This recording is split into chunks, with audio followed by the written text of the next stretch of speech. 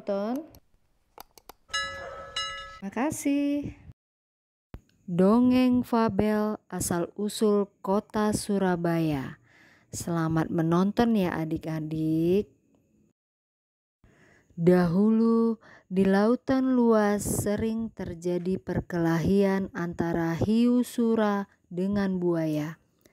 Mereka berkelahi hanya karena berebut mangsa. Keduanya sama-sama kuat, sama-sama tangkas, sama-sama cerdik, sama-sama ganas, dan sama-sama rakus. Sudah berkali-kali mereka berkelahi, namun belum pernah ada yang menang ataupun yang kalah.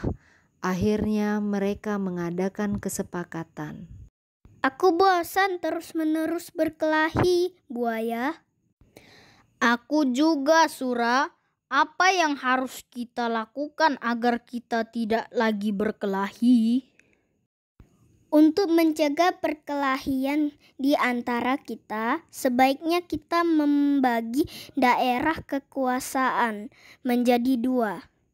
Aku berkuasa sepenuhnya di dalam air dan harus mencari mangsa di dalam air. Sedangkan kamu berkuasa di daratan dan mangsamu harus yang berada di daratan. Sebagai batas antara daratan dan air, kita tentukan batasnya, yaitu tempat yang dicapai oleh air laut pada waktu pasang surut.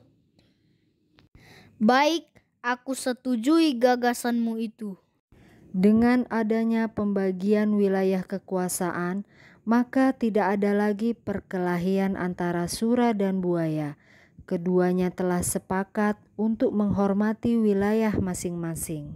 Namun pada suatu hari, ikan hiu sura mencari mangsa di sungai.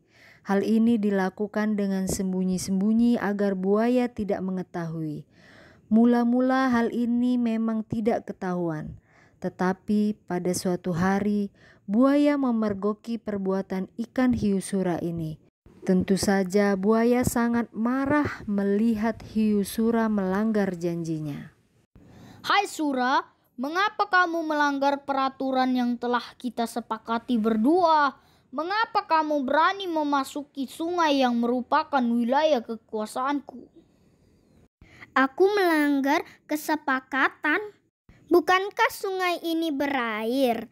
Bukankah aku sudah bilang bahwa aku adalah penguasa di air? Apa? Sungai itu tempatnya di darat, sedangkan daerah kekuasaanmu ada di laut. Berarti sungai itu adalah daerah kekuasaanku. Tidak bisa.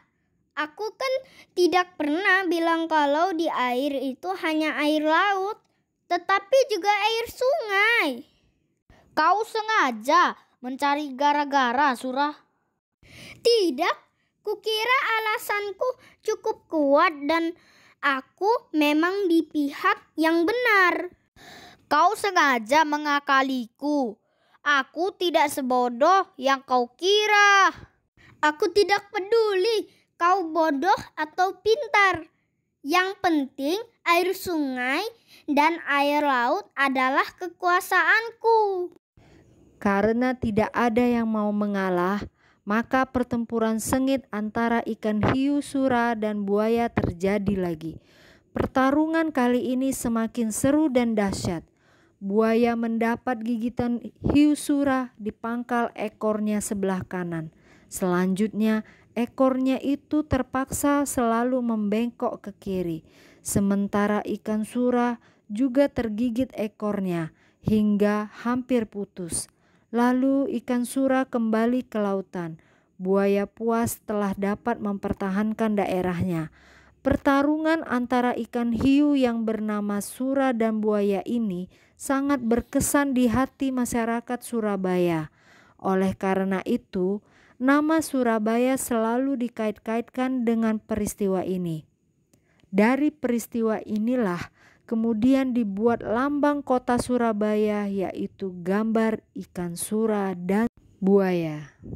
Nah adik-adik, tadi kita sudah menonton dan mendengarkan dongeng Sura dan buaya. Pertanyaannya adalah, 1. Mengapa sura dan buaya selalu bertengkar?